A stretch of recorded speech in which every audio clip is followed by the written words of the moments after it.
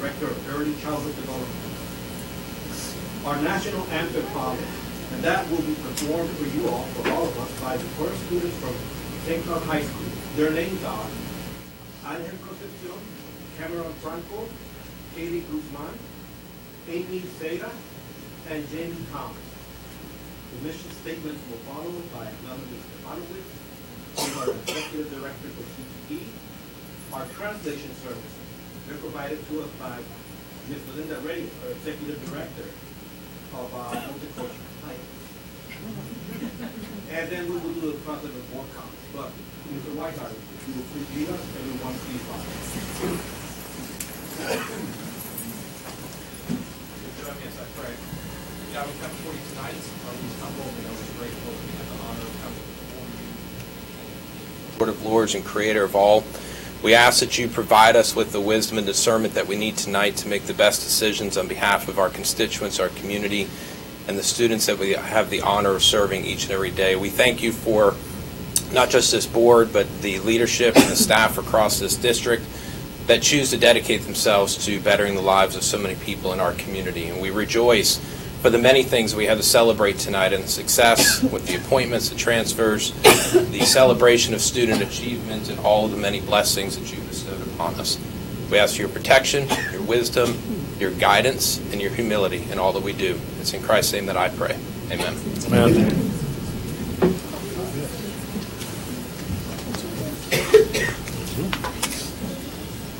Please join me for the pledge. I pledge allegiance to the flag of the United States of America and to the republic for which it stands, one nation, under God, indivisible, with liberty and justice for all.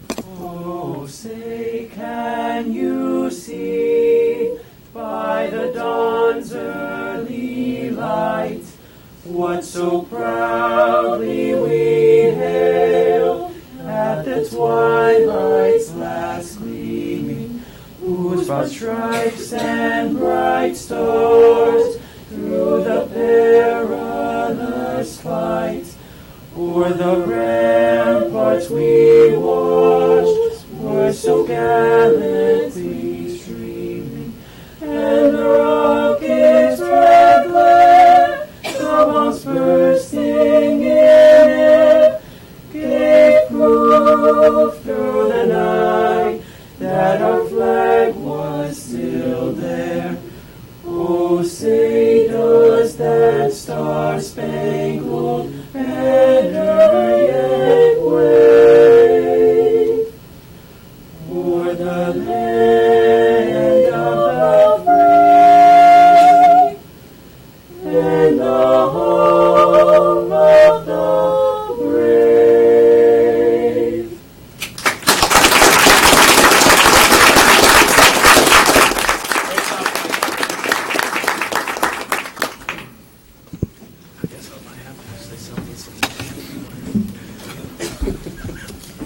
The mission of the School District of Osceola County is to inspire all learners to reach their highest potential as responsible and productive citizens.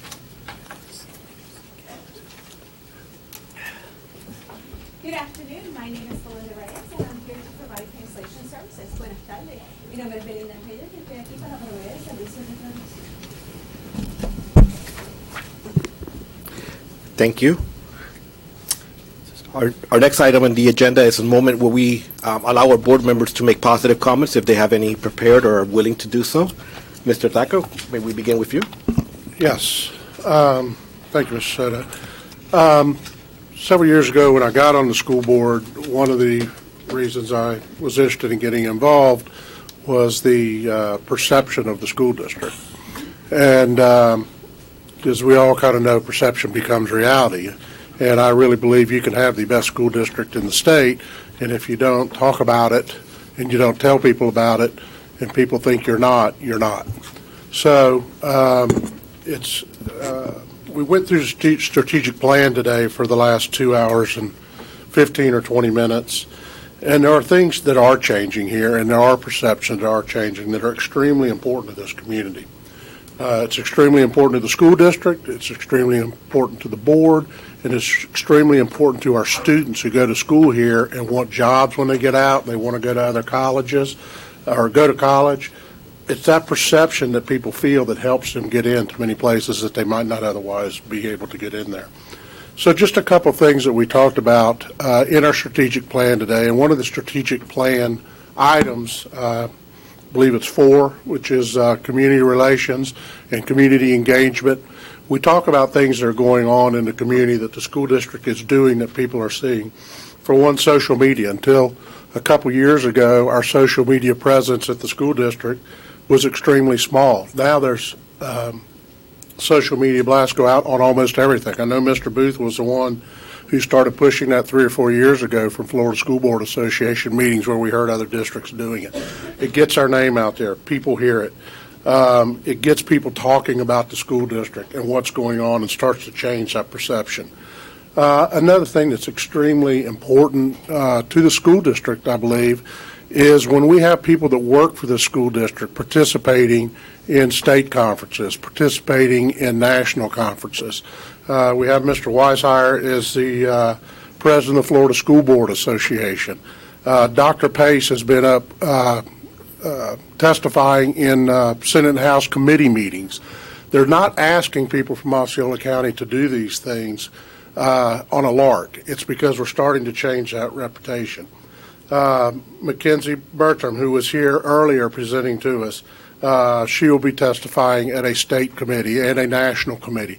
These are things that start to bring Osceola County's reputation up and start to knock down that perception of things are a little different here.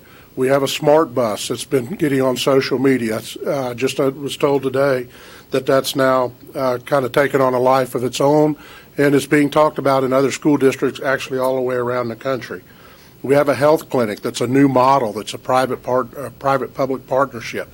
People from other districts are calling me, and I think some others, on how that's working. What are we doing? How did we come up with this concept? Why are we pushing the envelope and trying to do things a little bit different? Again, a perception about our district. Our stock take program that we have going on in our schools right now. When I hear that Dade County, Pasco County, Palm Beach, and Volusia County are going to Dr. Straker's meetings to see how we're doing things and what are we doing so they can take it back to their district, I think that's extremely impressive. It makes me feel really good about what's going on in this district. It's our staff, it's Dr. Pace, her team, and it's just not her immediate team. It's all the way down in the ranks. People who are starting to get recognition and asked to participate in presentations and do presentations about some of the cutting-edge things we're doing at the state and national level. I'm extremely proud of that. I think the community should be proud of that. So I just wanted to bring that to light. And just one more thing. The school district has an extremely good relationship with the Kissimmee Police Department. And they are having a little, they call it the Kids Doing the Right Things Awards this week. And it's where they will, it's on Thursday evening at 6:30, I think. Don't hold me to that because it may be wrong, but it's in the Berlinski Community House. It's where they're going to recognize some kids that they've seen around the community doing the right things. Kids that do the right things a lot of times do not get recognized for it.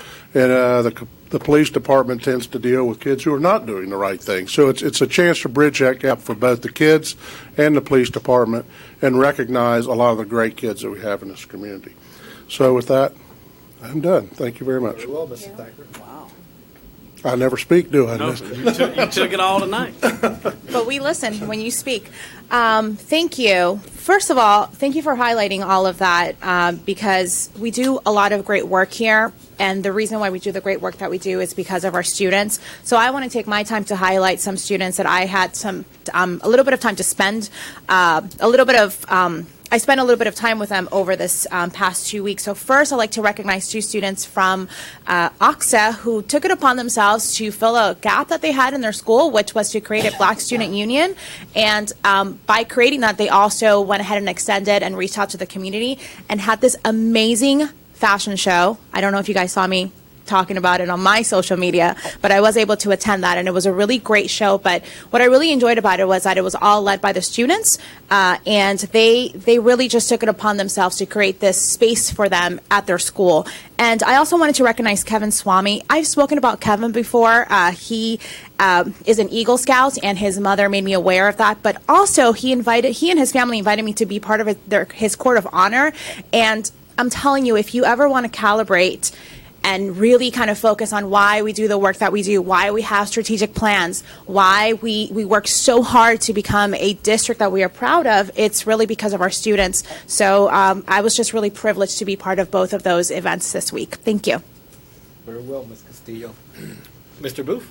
Well, look, Mr. Thacker summed it all up pretty much, and I ran for the school board for a lot of the same reasons that he touched on, so I'm not going to repeat those. But I did plan to say something here tonight, and I was going to say thank you to the staff for putting together that update, and a testament to what Mr. Thacker just laid out as all you folks here in this room, because you're either here tonight because you're a student receiving an award, right? We're going to honor some students with our career and technical students, or you or somebody in your family is getting appointed to an administrative position. And the folks that are in the leadership in this district, the folks of the school board, you folks sitting over there, Dr. Pace, your entire staff, and you folks that are the leadership of the school are some of the most important folks in this entire community. And I just want to say thank you for all the hard work that you do every day, because all the things that Mr. Thacker laid out wouldn't happen, obviously without the leadership of this board and Dr. Pace, but without your hard work in the schools every day. So thank you, thank you, thank you. And we're going to get that A, and then when we do, it's going to be because of the work that you did. So I'm glad you're here tonight, and I'm excited about the new appointments. I'm excited about our strategic plan, and I'm excited about where Osceola is going. So with that, Mr. Chairman. Thank you, Mr. Booth. Mr. Weishauer. Thank you. I'll just say well done to all the board members. You shared some great comments. Grateful that we have a new student representative with us from Osceola High School. Look forward to working with her. And then I'll just say, in light of yesterday and celebrating Martin Luther King Day, something I said to a couple people throughout the day and even posted on social media that I hope will really resonate with each one of us and some will take to heart, which is be good, do good, and love one another. And may that be how we lead and guide our lives throughout 2020 and beyond. So good evening, Happy New Year, and look forward to tonight's meeting and celebrating all the great things happening for everybody tonight. Thank you, Mr. Weishauer. Deborah Pace? Thank you, Chairman Soto. I do have an amazing team of people, both working at the district and the school level, and of course in every classroom and on every bus and in every cafeteria across the school district. But also many of the things that you've highlighted tonight are a direct result of the leadership of this board, your willingness to work together, even when you might think differently, feel differently, you're willing to come together, reach consensus, and do what is right for students in our community. So thank you for your leadership. And thanks to the amazing team that's here tonight and that may be at home, but that's working really, really hard each and every day, including our students. Thank you, Dr. Pace. Well done. Our next items on the agenda are presentations. And our first one is to celebrate the Literacy Week proclamation. Dr. Respes, our Assistant Superintendent for Elementary Curriculum, will present. I am just here to introduce you to Kevin Camacharo. He is a 7th grader from Celebration K-8, and he has graciously agreed to read our proclamation. Thank you. Proclamation, Celebration, Literacy Week, Florida. Whereas the school district of Osceola County, Florida has the goal of guiding every student in the K through 12 system to read at or above level and making literacy the priority of every citizen in Osceola County. And whereas change in literacy culture of our school will enable students to be successful in the 21st century from pre-kindergarten to post-secondary by raising expectations of teachers, and whereas involvement in literacy program and the and projects is increased through school and community awareness such as programs, whereas promoting the enjoyment of reading for all ages, children to adults, increases the literacy rates, and whereas parents, families, neighbors, and mentors play a crucial role in helping children become successful, independent readers. Now, therefore, be it resolved that the School Board of Osceola School County hereby declare the week of January 27th through January 31st celebrate Literacy Week from this 21st day of January 2020. So moved. Very well done, young man. And thank you for reading that proclamation. Yes, for thank us. you. Great job.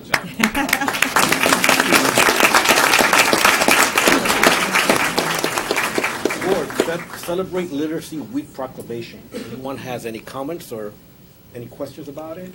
For staff? No? All right, but I did hear a motion to approve, I believe, by Mr. Booth, and a second. Then it was by Mr. Thacker, and a second by Mr. Booth. Am I correct? Mr. Weiss. So let the It record. was left and right. All right, so. Not that I don't want to celebrate literacy. You have your chance next year, don't worry. Thank you. All right, so, with no further discussion, then, we'll take a vote to approve. All those in favor, please state aye. Aye. Hearing 5, the vote passes 5-0. Our next presentation is the recognition of Skills USA, a career and technical student organization. Dr. Stefanowicz will present. Good evening, Chairman Soto, board members, Superintendent Pace. Excuse me. Some of the most important opportunities, I love this right now, that we provide our students in Career and Tech Ed is participation in the Career and Tech Ed student organizations. I have with me today some of our members from our electrical chapter of Skills USA from Osceola Technical College. If you're not familiar with Skills USA, it is a national membership association that serves high school and college students who are preparing for careers in a trade, technical, or skilled service occupations. Skills USA offers local, state, and national opportunities for students to learn and compete in personal, workplace, and technical skills. Local chapters like our own OTEX college conducts a full program of work, and many students also attend our local and state and national competitions. These competitions help these students establish industry standards for job skill training and are recognized by the U.S. Department of Education as a successful model for employer-driven skills development training, which we know we're in demand for right now. So I'm going to turn it over to Ben Summers. He's our electrical teacher at Osceola Technical College. Thank you. Hi, my name is Ben Summers. I'm the electrical instructor at OTEC. I've been there for 6 years, and it is my pleasure to introduce the seniors of my class right now. Thank you. Hello, good morning, board. We're here to present to you this lamp that we made. I'm Miguel Perez, and we're representing OTEC's electrical program. We're here to gift this record player lamp to Dr. Pace here. So yeah. Cool.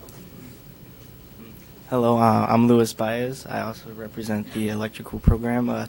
So this lamp that we built represents what we learned in the electrical program, from basic wiring to PVC uses. And building this lamp, we ran into many problems of how to put it together, but through the skills that Summers taught us, we used creativity and problem solving to figure out solutions, to figuring out ways to put it together and make it actually light up and hopefully light up your desk. So I'm going to turn it to Miguel to talk about the process of building it and what it took.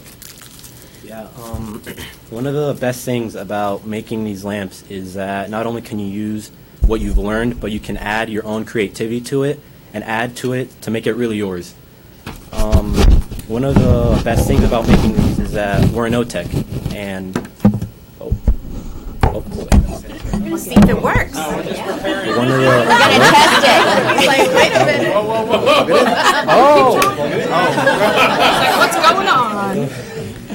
If anything breaks, it's not our fault.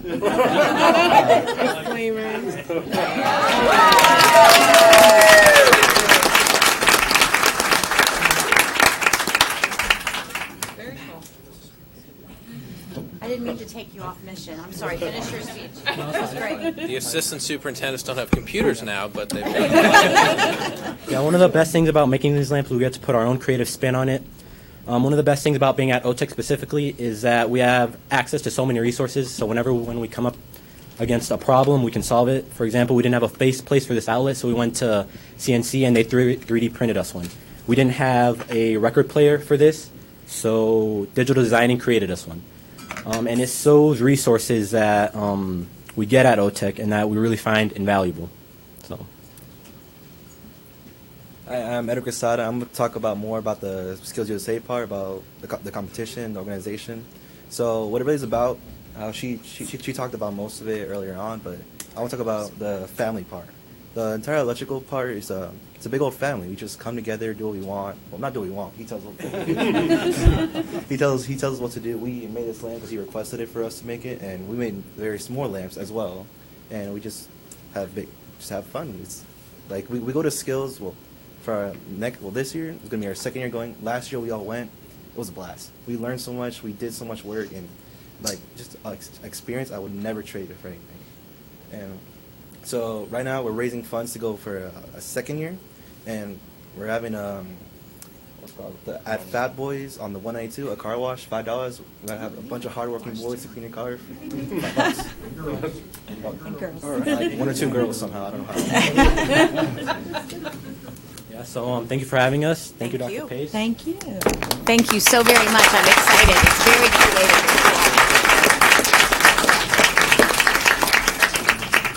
So don't go away just yet. I don't know if any of the board members have any questions and comments that you want to hear beforehand. May I, before I pass it on? So, well, congratulations on your presentation. It was informative, but it was also entertaining. I could see that you guys have a lot of fun. It's not just learning; it's also an experience that that joins you together, in science and art. And so, for that, I will say, congratulations, well done, and thank you for sharing this with us. I have Mr. Weisler with comments. Yeah, I would certainly echo what Mr. Soto said. What you guys are learning is invaluable, and the fact that you touched on the teamwork, the family, the way that you guys collaborate and work with one another is things that you can absolutely take into workplace and any type of vertical that you may go into. But expanding technical education in Osceola County has been or remains a priority for the school board and our leadership team, and you guys are shining examples of why we've been so committed to it. We're proud of you. We look forward to great things in your future. Congratulations. Thank you, sir.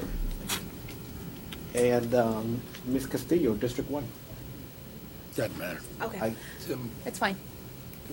No, I just wanted to congratulate you, your team. But this is evidence-based learning right here, right? This is exactly what we're talking about, and this is what our strategic plan is all about. So for me, it was just a great treat to see what we're talking about come into life. And congratulations! I'm so glad you guys are having fun doing what you do. Thank you, and congratulations to your instructor as well. Absolutely.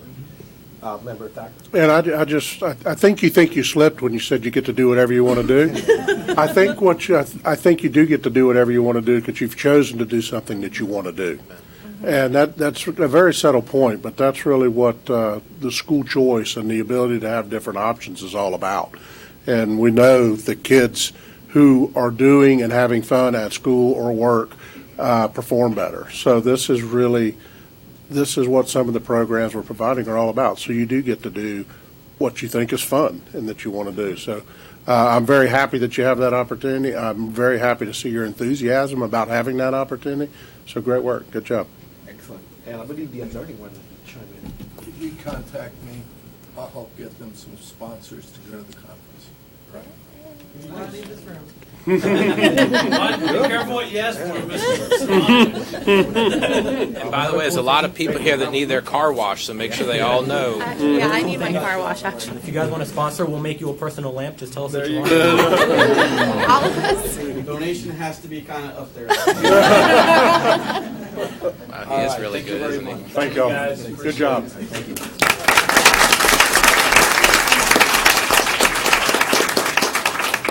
And our third presentation is on Winter Footsteps to Brilliance Challenge for pre-K to second grade. Dr. Rodriguez is presenting.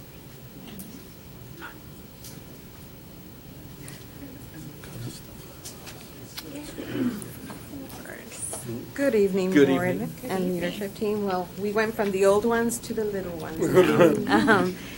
During the winter, we had a winter break reading challenge, and it was held from December 21st to January 1st. And I have Osceola Reads here because they're going to talk a little bit more about the challenge, but we also included not only the students that are home, but from VPK to second grade. And we looked at the hours that they spent reading books and doing the activities that Footsteps to Brilliance has for them. So I'll let Brittany now from Osceola Reads talk a little bit more. Thank you, Marianne. Like she said, thank you for having us. My name is Brittany Cable, and I'm part of the Osceola Reads marketing team at Reach. And I'm joined here with Sky Rickard and Kelly Trace from Reach, Lois Page from Footsteps to Brilliance, Marianne Rodriguez from the Osceola Schools Early Childhood Education Department. And we are so excited to award the winners of the Osceola Reads Winter Reading Challenge. But before we begin, we wanted to give a brief overview of the program for those who are new to this initiative, maybe in the audience. Osceola Reads is a countywide literacy initiative sponsored by the School District of Osceola County, the Education Foundation of Osceola County, the Osceola County Board of County Commissioners, and the cities of Kissimmee and St. Cloud. The mission of Osceola Reads is to help the children of Osceola County be reading ready on the first day of kindergarten by providing parents with tips, strategies, and activities to make literacy a part of their families' everyday lives. One tool provided for all children in Osceola County by the School District of Osceola County is the reading app Footsteps to Brilliance. Over winter break, as Ms. Rodriguez said, Osceola Reads and the school district each hosted a winter break reading challenge, encouraging families to log on to the app to read for at least 15 minutes each day. Before we start our recognitions today, we wanted to take a moment to acknowledge our school board. 5 years ago, the leadership of the school board recognized the importance of childhood literacy, and in working to find a solution for improving the kindergarten readiness rate here in Osceola County, they brought forward the Osceola Reads initiative. For this, we want to say thank you to the school board, past and present, for putting our children first, and thank you for caring about our Osceola community so greatly. Today, we're here to recognize our Osceola Reads winner, who is the top user on Footsteps to Brilliance between the ages of 3 and 5, who is not yet registered in a school district classroom, along with the top district VPK, kindergarten, first grade, and second grade user. And with that, I'm going to turn it back over to Marianne. So we will start with the student that is still not in school, and they read 10 hours and 50 minutes on Footsteps to Brilliance, and during that time she read 59 books, and that is Evelise Vasquez. Wow.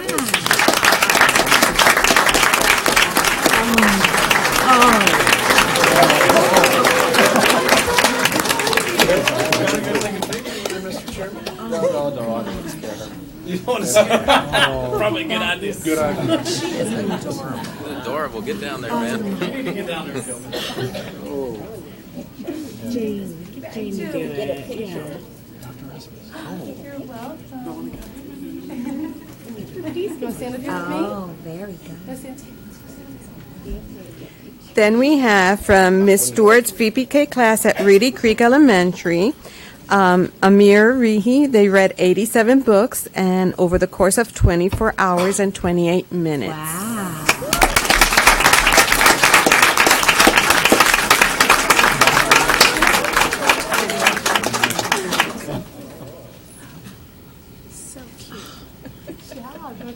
And they're getting a tablet, a Fire tablet, in case you're wondering what they're getting. Sponsored by Then our we Footsteps have to from Brilliance. kindergarten class at Bella Lago Charter, we have Jadaline Rodriguez. They read 48 hours, 28 minutes, and that was the equivalent of 299 books. Wow.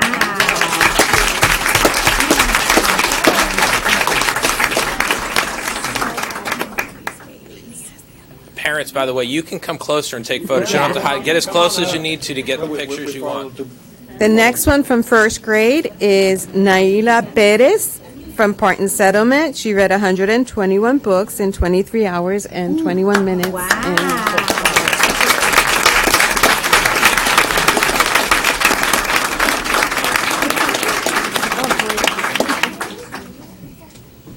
And our last one, a second grade student, Johan Virasamy from Bella Lago, read 279 books in 20 hours and 4 minutes.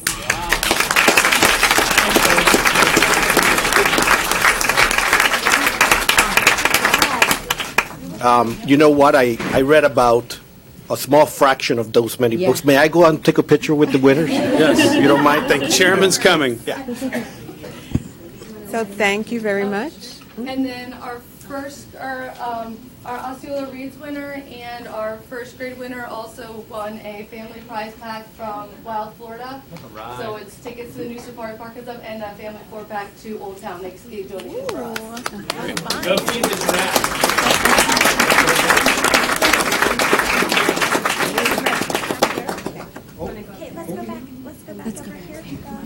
While they pile in for the picture, I want to make a couple quick comments. First of all, parents of these winners, thank you and congratulations for understanding the importance of reading for your children at an early age. And then Brittany, I don't know where you went. Brittany, thank you for your presentation and thank you for being an early adopter of this program, being so intentional about spreading the word across the county.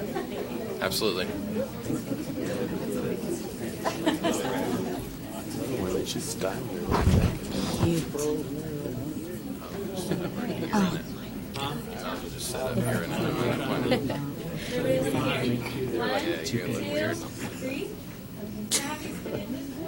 Before they get talk. Yeah, you do. It's just top of your head.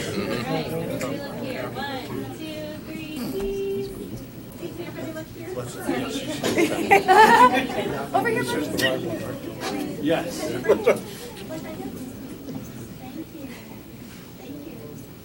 Awesome. And Mr. Thacker has that same outfit, don't you?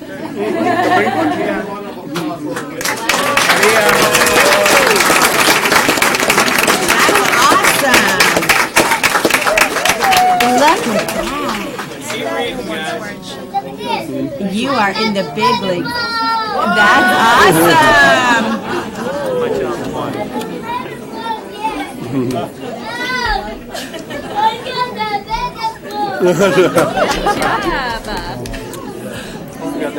So cute. I got a comment.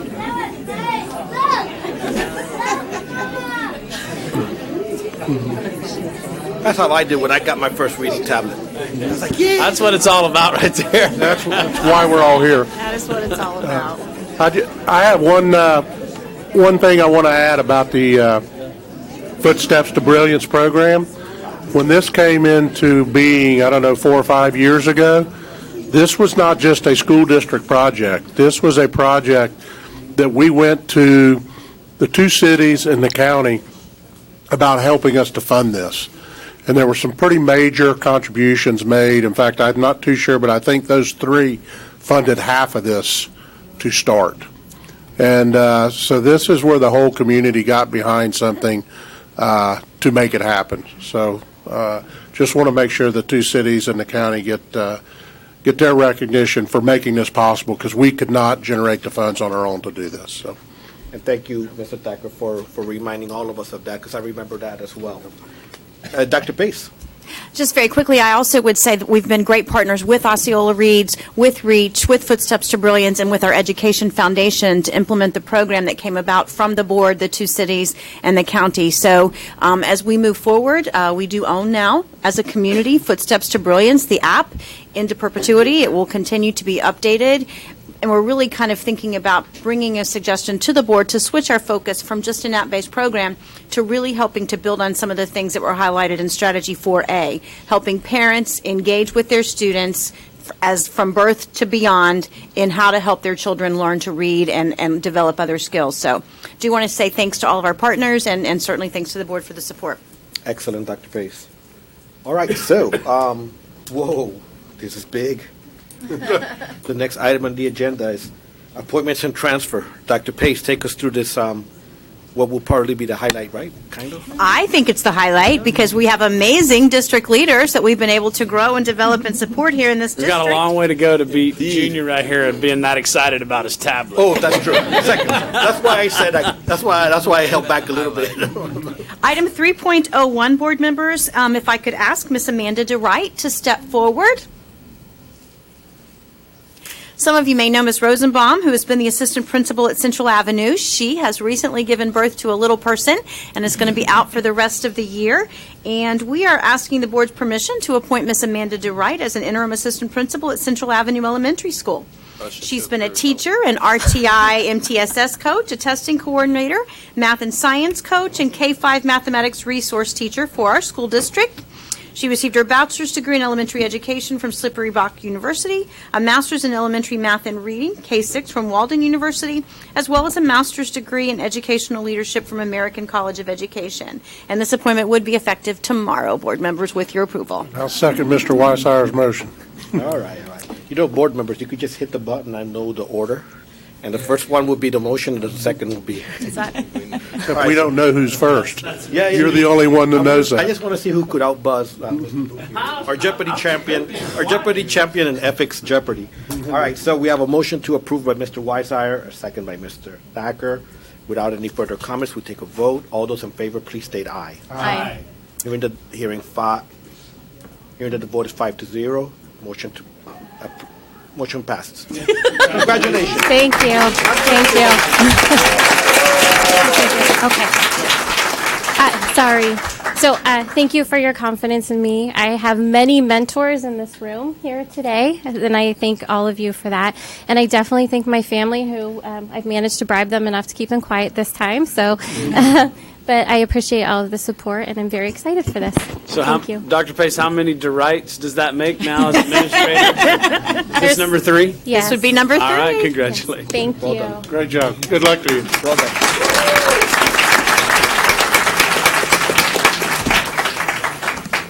And now, board members, for item 3.02, we have a dual recommendation. If I could ask Dr. Amy Flowers and Ms. Shannon Mahoney to come forward, please. Dr. Flowers and Ms. Mahoney are both dedicated assistant principals here in the district who've demonstrated tremendous leadership and growth. Amy Flowers has been a teacher at Pinecrest Elementary in Seminole County until she wised up and came to Osceola County, where she's taught at Ross Jeffries, at Kenansville, at St. Cloud Elementary. She's also been a literacy coach and assistant principal at Parton Settlement, and since 2018, the assistant principal at St. Cloud Elementary. She received her bachelor's degree in elementary education from Florida International University, a master's degree in reading K-12 from the University of Central Florida, and a doctorate degree in educational leadership from the University of Central Florida. Ms. Shannon Mahoney has also been a teacher at New Beginnings, a director of St. John's Episcopal Church for music, drama, and dance, teacher and math specialist in Orange County, we'll forget that part, teacher at South Pittsburgh Elementary School in Tennessee, learning resource specialist and reading math science coach at COA, MTSS coach and learning resource specialist at Neptune, and assistant principal at Neptune since 2015. She received her bachelor's degree in elementary education from the University of Central Florida, a master's in educational leadership and administration from Capella University, and she's currently working on her doctorate in leadership and management at Capella University. It's my pleasure, board, to recommend Dr. Amy Flowers to be principal of St. Cloud Elementary and Ms. Shannon Mahoney to be the principal of Neptune Elementary School with an effective date of June 1st, 2020. So moved. All right, so we have a motion to approve by Mr. Thacker, second by Mr. Booth. Board, any comments, questions, or concerns? Hearing none, we'll take a vote. All those in favor, please state aye. Aye. Hearing the 5, vote passes 5-0. Congratulations. If I could just take 1 minute to thank all of you for your faith, and I can speak for both of us, Shannon, for both of us. We're friends, in case you didn't know that. But I would like to say every person that I've learned under is here tonight for me. So I have Megan Derricks, my current principal, who I've learned from. I have Casey Corbett, who I worked under at Parton Settlement. And I also have Bill Kaufman, who I worked under at Ross Jeffries, St. Cloud, and Kenansville. So I'm very blessed to have lots of support. So thank you. And my husband and my brother and sister-in-law are back there too. So thank you all. And I just want to say I have so many special people here supporting me as well. My husband is here. My daughter's here. Both my parents are here.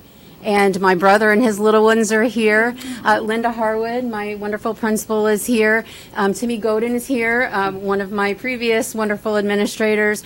And also many of our Neptune incredible staff members are here to support. So. And board members, I do stand corrected. Ms. Mahoney will start June 1st. Dr. Flowers is actually going to start a little bit earlier, as Ms. Derricks will soon have a new little one to welcome and is going to take a position with us over in professional development. So we'll change that effective date, Amy. You start tomorrow. That's I was going to say, I'm doing it anyway.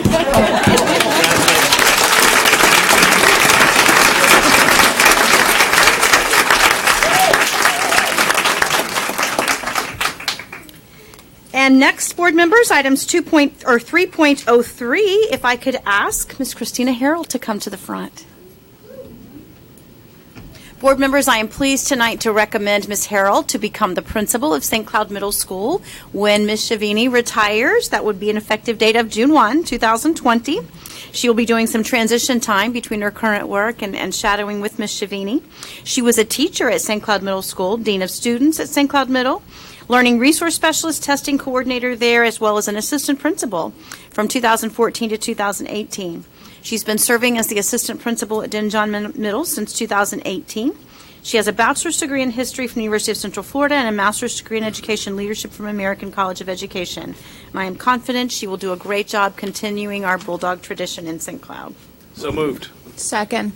All right, so we have a motion to approve by Mr. Booth, second by Ms. Castillo. Discussion? Any discussion, comments? I just want to say, because she was the Ms. Harrell was the assistant principal, both my daughters were there, that they were actually upset when she left. So I always think an assistant principal is effective if a student is upset when they leave. So congratulations to you. I'm very excited to see what happens at the brand new St. Cloud Middle School. I know, I'm excited about that. And thank you. How about, this is your time, but give me 1 second. It can be all about Can her. we give I'm a big okay. round of applause to Ms. Shavini for all her work?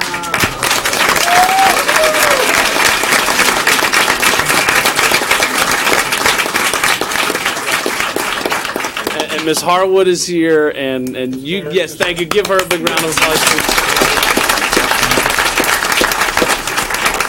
These are two folks that have done so much for Osceola County, and we appreciate you both so much, and thank you so much. So sorry to steal that a little bit, but No, it's okay. I know you're going to do great things too. So Mr. thank you. Booth is like Oprah, and you get an applause.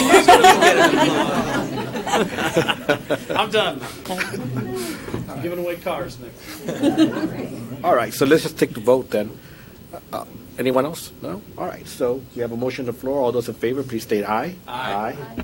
Vote passes 5-0. Congratulations. Thank you very much.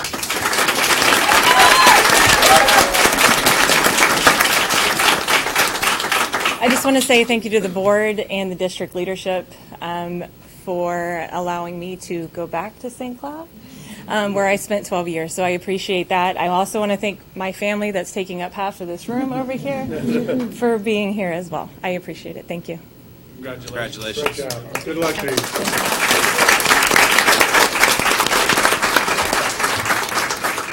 And board members, item 3.04, if I could ask Mr. Noyes to come to the front of the room. Board members, as you know, at our last board meeting, you voted to extend an opportunity to open a school under district operation at Canoe Creek. It doesn't yet have an official name, so I'm just calling it the Canoe Creek School until we have an opportunity to engage in that process with the board. But leading the charge with your approval board will be Mr. David Noyes. He's been a very successful principal at Kissimmee Elementary School, demonstrated a tremendous amount of leadership, love for the community, passion for students, passion for building a strong culture, and I think he would be a great leader to help get Canoe Creek School So moved. off to a great start. Second. All right. All I'll say is that was school's right in my backyard. So I'm glad to have you over there. We're not naming it Booth Elementary. No, we're not.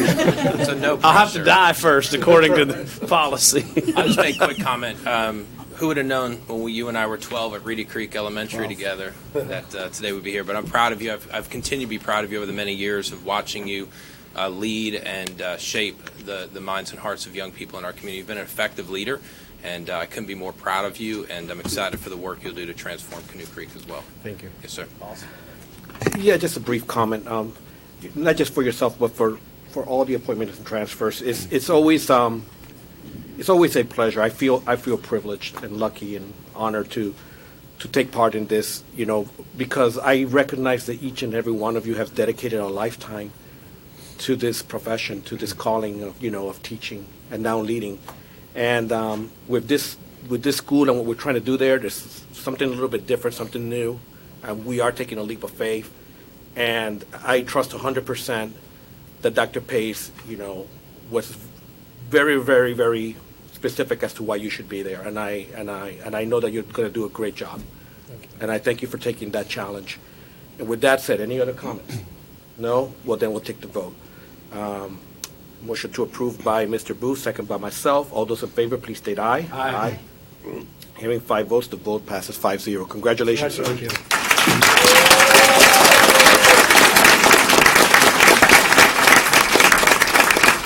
I think we were actually like 7 when we were at Reedy Creek. I'm with We you. were- I'll claim it too. we were 12 years old in elementary. Yeah, we were 7. We both worked at Reedy Creek together. I was waiting for that moment. But thank you so much. I appreciate your confidence, Dr. Pace. Thank you for the opportunity. It's bittersweet for me, as you know. I have a huge community at Kissimmee, but I'm ready for this new challenge, and let's do great things for kids in your backyard. Yes, thank you. Thank you.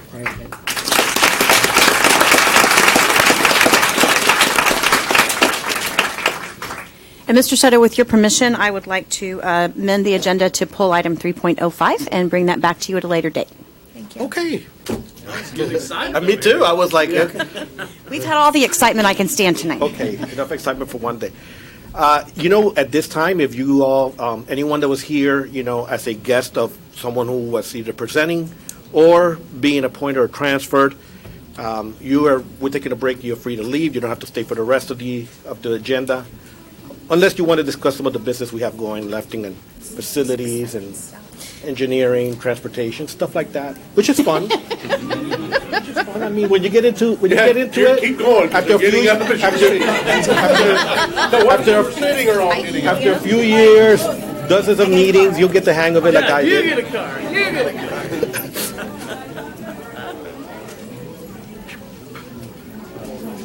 Check under your seats. One lucky. That's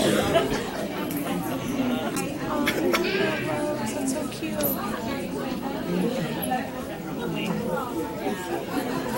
McKinn has to remain. I'm gonna do something. The forum Yeah, on I the wasn't- top of the one. I'm gonna do this one. I can get That's cute. Quick info item. So this Osceola is a person that's adopted. That's the wrong one. And we'll be testing other things.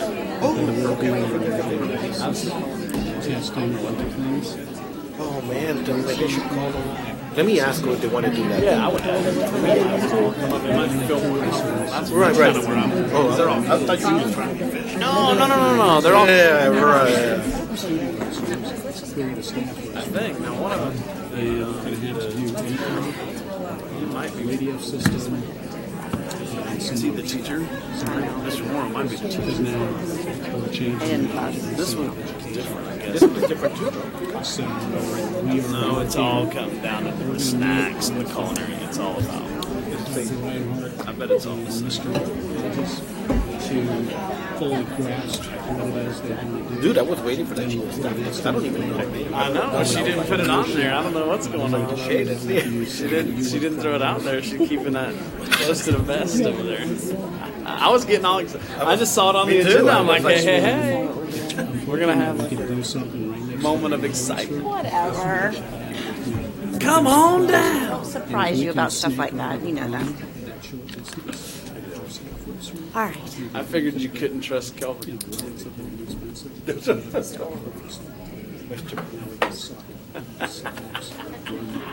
to the other side.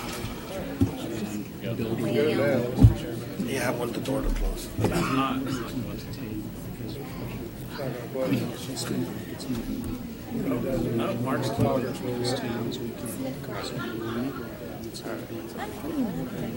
Mark, grab that other one too. Mark.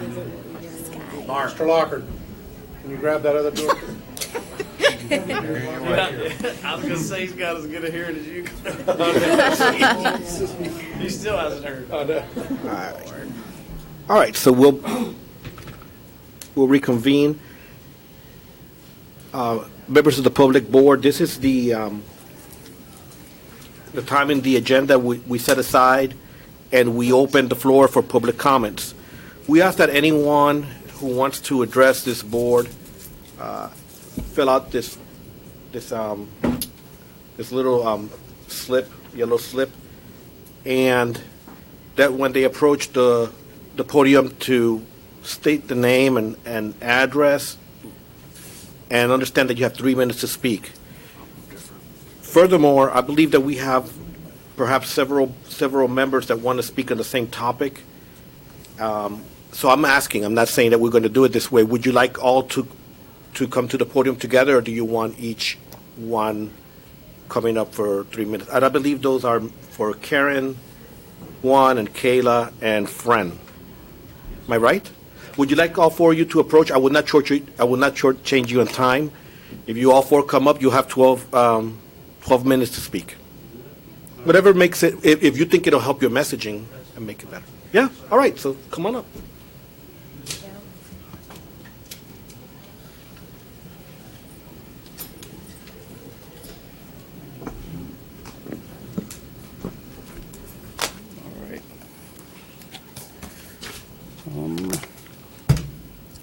Just so I can ask, because is Miss Hartman, is this a different topic than this? Okay. All right, good evening, district officials. Yes, good evening. Parents and students, whatever is left to right. All right, well, my name is Juan Alamo, and I'm the one that represents the Culinary Arts program at Toho Picalega High School. Let me start with something positive. I love going to work every day. It's not even work, it's actually who I am. So I truly love what I do, and I'll continue doing it. Teaching and inspiring and, just exactly inspiring all learners to reach their full potential. I mean, that's spot on, it's exactly how it should be done every day, and that's what I try to do every day, okay? So one of the conditions that we're facing is, a lack of funding for this program to run efficiently and successfully. I don't look at the food as just food. It's our curriculum. If we don't have the food, we don't have a complete curriculum. Therefore, I cannot help students meet and master the standards. Therefore, they stay outstanding, and I try to find ways around that, which is a bit challenging at this time. Prior to my commencement at this school, when I transferred over from Poinciana, I'm very honed into logistics, and I'm very, very detail oriented. I asked for startup funding for the program to buy the food, and I was told I was going to be given startup money, a minimum of $4,000 at least to start, and then it never went through. Mid-year last year, we revisited that same topic, and funding was supposed to be allocated to our program, $10,000 to cover the whole year, and never happened. And I was in a conversation we had with our last bookkeeper. Furthermore, it's almost nearly impossible. Virtually, it's really challenging to run this program the way it should run. And I apologize for this. I should not be the burden of, conditions as such. I have to understand that in order to help these kids reach their full potential, once again, I have to have all the resources available, in my part. And sometimes I'm like this, and it's really, really hard. And you can look at my track record. I really have a passion for what I do, and I help these students out as much as I can. Sometimes I even go as far as reaching into my own pocket to meet some of these standards and help these kids engage in the, it's not just theoretical, but we have a beautiful kitchen where we need to bridge the theoretical portion of it, and now here comes a hands-on instruction. I'll give you an example. I'll have a lesson plan that we follow very, very closely, and the standards are embedded, and even scales and rubrics. And we'll do the bookwork, we'll do the lessons together, we'll learn together, and then when we go in the kitchen, oh wow, there's no food. And once again, the food is the curriculum. Prior to my transfer over to Toho Picalega High School, I was at Poinciana, and the program was very successful in the sense that the program was, self-standing. There was no need for me to go run around and find funding or ask for funding. I was able to, sell foods from the program pretty much to everyone. And I'm a person, like, once again, I follow every standard, every law that's out there. I have a copy for every board member, a copy of the USDA. That's a memorandum specifically subject Smart Snacks Nutrition Standards and Culinary Education Program. So I have a copy for each and every one of you, with the standards that we really sit down and visit. Because we do teach nutrition, we do teach food safety, and most importantly, food is a curriculum, and that's one of the challenges I'm facing. May I ask, I don't mean to interrupt you, but Yes. I just want to ask a few questions. Sure. Well, let me just start with just the first one. So this program at Tohopekalaga is that like an elective that students go ahead and get credit for when? Yes, sir. And It's they an enroll? elective. All right, okay, all right. It's an elective. All right, so under this culinary program, is it several, how long is it? Is it one class it's a or four is year, it a class a every 4-year year? program. It's a program, describe to me, Is it part of right, it's part of CTE. So describe, just briefly, tell me what this program looks like. Okay, so this program is a 4-year, it's 4 years altogether. Each Mhm. year, the students receive a credit. And they also have the ability and the opportunity to pass several industry certifications.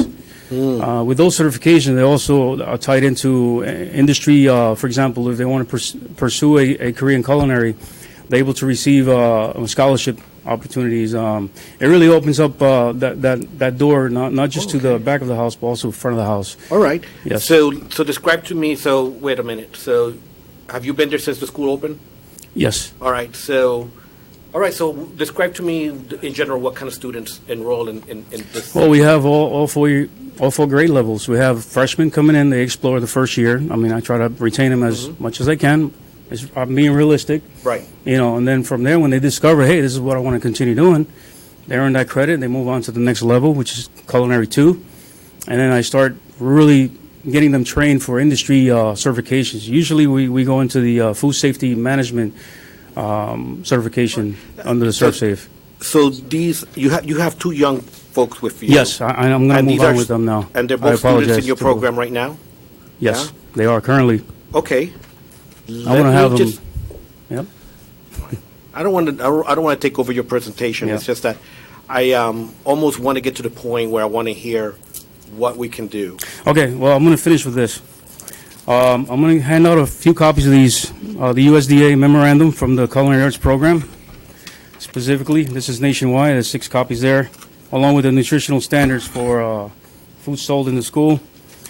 And I want to finish with this. So please reconsider the sales of prepared foods from the Culinary Arts Program, especially at the high school level, because it's really much needed in regards to continue buying the food supplies in order to supplement in order to complete the curriculum, pretty much.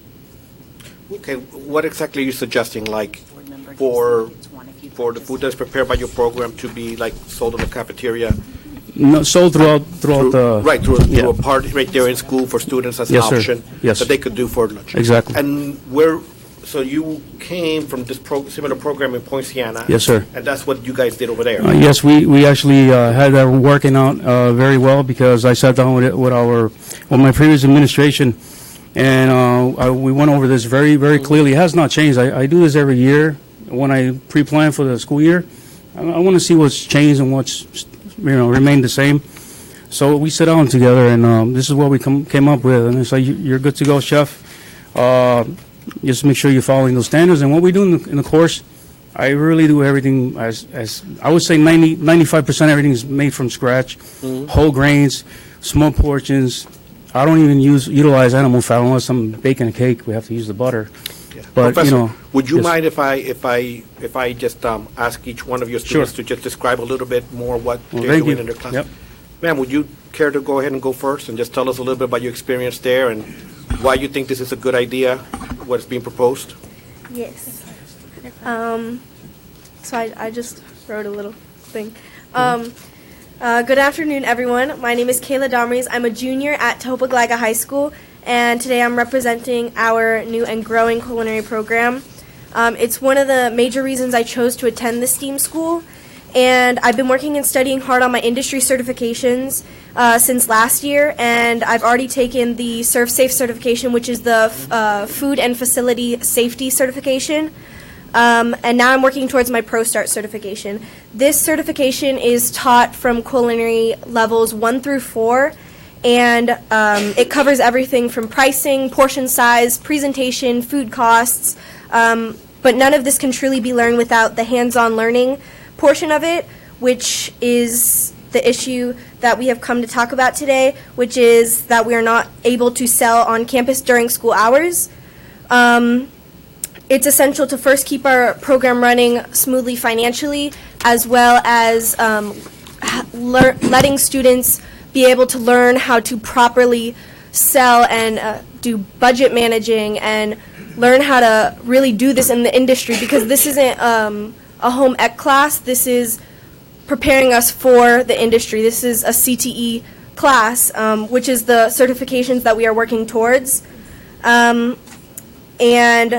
a lot of the things that are on the papers that you guys received today says that if things are sold on campus, it has to comply with the nutritional standards, which a lot of the things that we do sell try to comply, and all of it does, because that is how we work and that's how we learn how to comply with our industry certifications, and that's how we learn to pass them.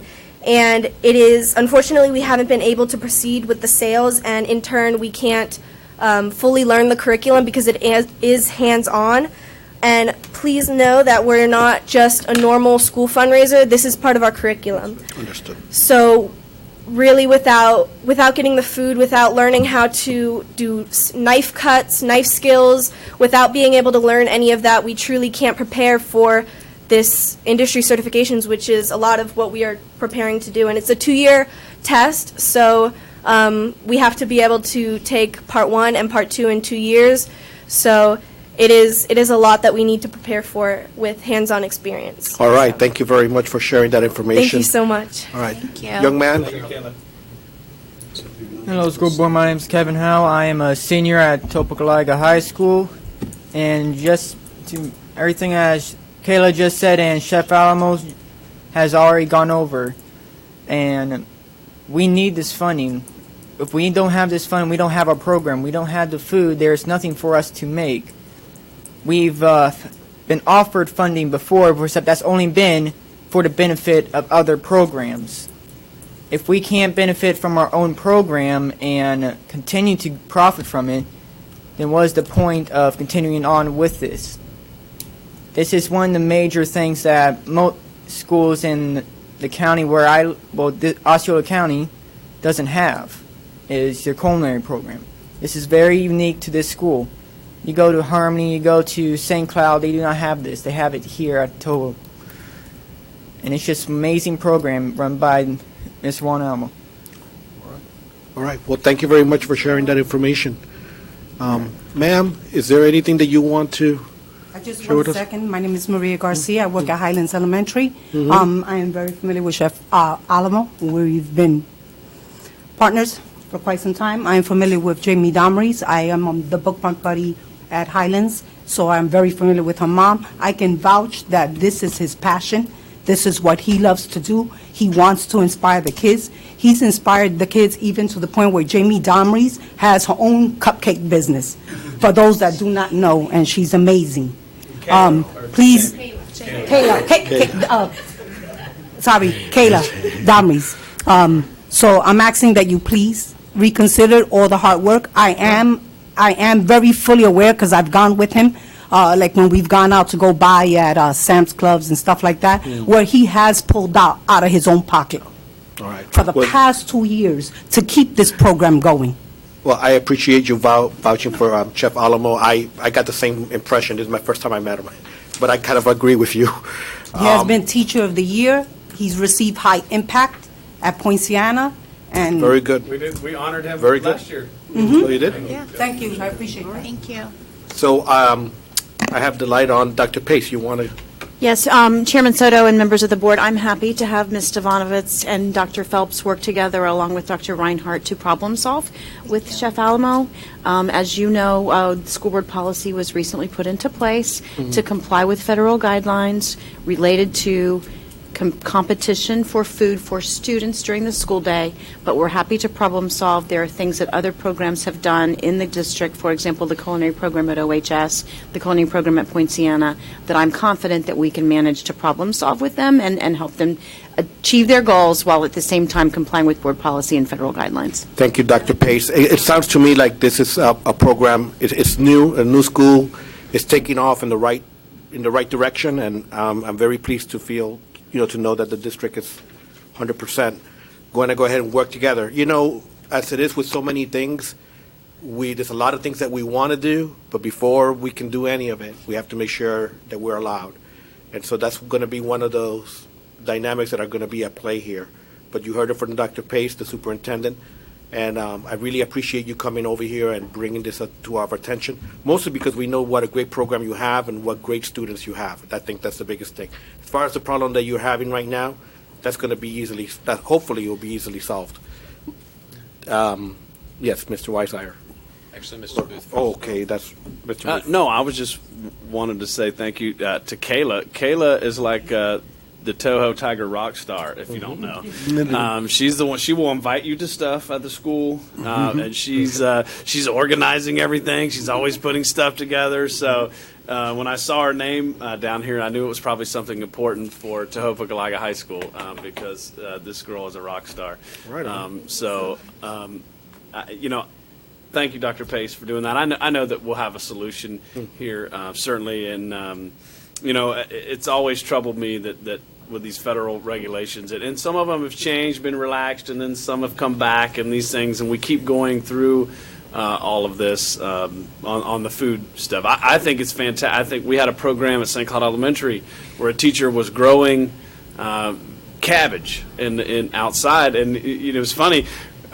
He probably didn't tell the district this, but they were feeding the kids the cabbage, and kids were eating cabbage because they grew it. So I think when kids can make something, or their friends making something, and you can get it out there to them, it makes such a huge difference in a school. But I do also understand the world that we live in with laws and federal laws and state laws. So let us work through that and hopefully find a solution. But thank you for coming forward. We do appreciate it. Because food science is important, and I can tell you, Dr. Turner at the University of Florida, the dean of the College of Agriculture, can tell you that that's the number one need that they have in industry, and they don't have hardly any students coming into those programs at the university. And have you seen all those food shows that are always popping up? Yes. Kayla's going to be making cupcakes on there or something one day. Right, I can feel it. I'm going to take the comments in order of the. Mr. Booth forgot to mention the value of eating meat. Beef. Thank you for reminding me. There you go. Go ahead. No, Put the plug in for beef. Right. Beef, so not chicken.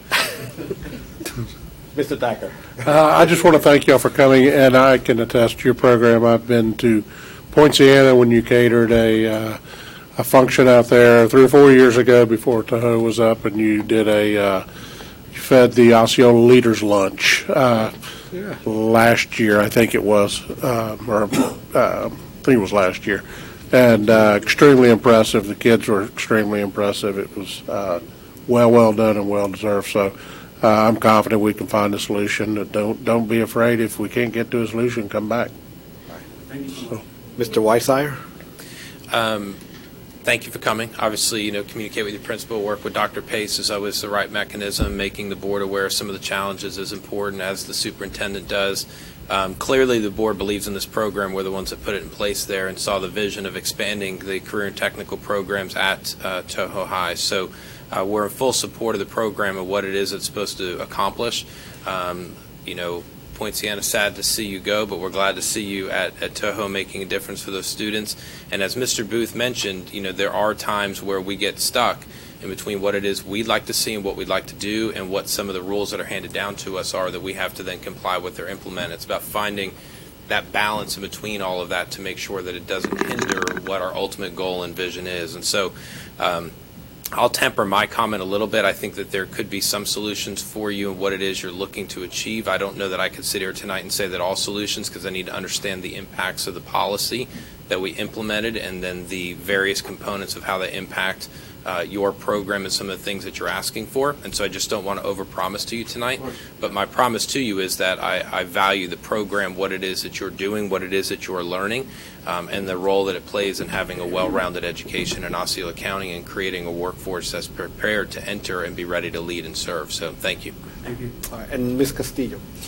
Yeah, I mean, I echo the comments that everyone has already said, so I don't want to be redundant. I do want to just commend all of you for coming to advocate. I think it's so important, and not to take anything away from our instructors, but especially to our students.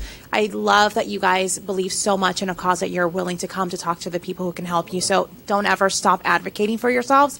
And Dr. Pace, I really appreciate you taking lead in helping to find a solution. Excellent. All right, so this thing went off. Okay, so are we all clear? Yes. Anything else? Well, thank you very much for bringing this to our attention. Thank you, sir. Thank you, ma'am. Well done. I'm going to read out a name. Fran Morrow. Is Mr. Morrow here? I'm here. Okay. Good evening. I'm Lieutenant Commander Fred Morrow. I'm the Senior Naval Science Instructor at Tohoku-Kalaga High School. My background is I have an occupational education degree from Southern Illinois University. I have an educational leadership master's degree from the University of Central Florida. I've taught in the Navy for about 9 years before I retired in 1993. I've taught at the university level. I've taught at the high school level for 23 years at Cypress Creek High School. And then I was retired when Mr. Phelps talked me into coming back and starting this program up. And it's the passion of mine, JRTC. One of my jobs aboard the NJRTC program for 23 years, I was part of the educational committee that wrote the curriculum standards for nutrition in our introduction book. It's an entire unit, several chapters. And for every year we're charged with making sure that was kept up to date as per the USDA guidelines concerning nutrition. And my topic is similar to his, but a little different, so I won't expound too much further. We did sell, before we learned of the policy, prepackaged items which were part of the nutritional snacks or smart snacks as guidelines developed by USDA. We followed those guidelines explicitly. We did not go away from those. Now, after school, we're allowed to sell other products, but during school, we sold the nutritional products, or smart snacks as they're called. And I'm asking the board, and hopefully that this research that Dr. Pace, Dr. Reinhardt is going to perform will encompass also the NJRTC or the JRTC programs for all of Osceola County, because we do engage in a strenuous physical exercise program, and we teach them proper nutrition before, during, and after strenuous physical exercise. And to teach them and show them the products that are available to them, what they mean, the nutritional values on the sides of the packages, is part of our program. And not being able to sell really takes away from that, and so I'm hoping for that. And I'd like to also publicly thank the board, Dr. Pace, Dr. Reinhardt, and Ryan Adams for supporting our program, and especially Mr. Phelps and the administrative team at Toho, because we are now the largest NNDCC program in the Navy. That's the Navy National Defense Cadet Corps. Okay, we're well on our way to becoming a full NJRTC, hopefully not next school year, but the year after. I talked to an NNDCC unit not too long ago, and it took them 3 years to get to the point where we are today. So the support, I thank you very much. I appreciate that, because it really has made a difference. And today I was at a community service event. You were talking about being more active in the community. We assisted FWC in building 37 fish attractors to go into Tiger Lake behind Toho High School. So they'll be in place within about 3 weeks. And so we are engaging in community service, our whole unit. And so I'd like to make this a complete, full unit, but I'd like that nutritional sales during the school day. That's it. Any questions for me? Board? Oh, yes. Mr. Weissire. I have two comments. One, first and foremost, thank you for your service to our nation. Yes, We sir, you're sincerely welcome. appreciate that, and I know I speak for every board member when I say that. Also, thank you for your willingness to lead and serve at this school. If you followed comments from the school board over any length of time, you will know that The support of your program and programs like it across the district is of significant importance to us. And I want to thank you for partnering with us and helping expand that vision for our school district, and also for being so effective at expanding the program as rapidly as you have and making students aware of the opportunity afforded to them through service and other areas of service across our country. So you are bringing to life the vision of this board, and we're grateful for it. So thank you. You're welcome. Yes, sir. Thank you very much. Okay, thank you. And our next speaker is Jody Hartman.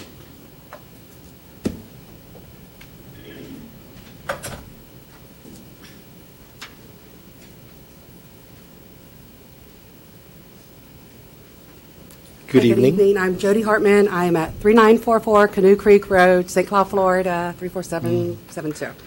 Remember to do the address. I didn't know that was a part. I do apologize, Mr. Booth. I did not think it was a related topic until I heard the topic. It is absolutely related to the first two speakers. Oh, it is, Paul? Right. Still. And- You're fine.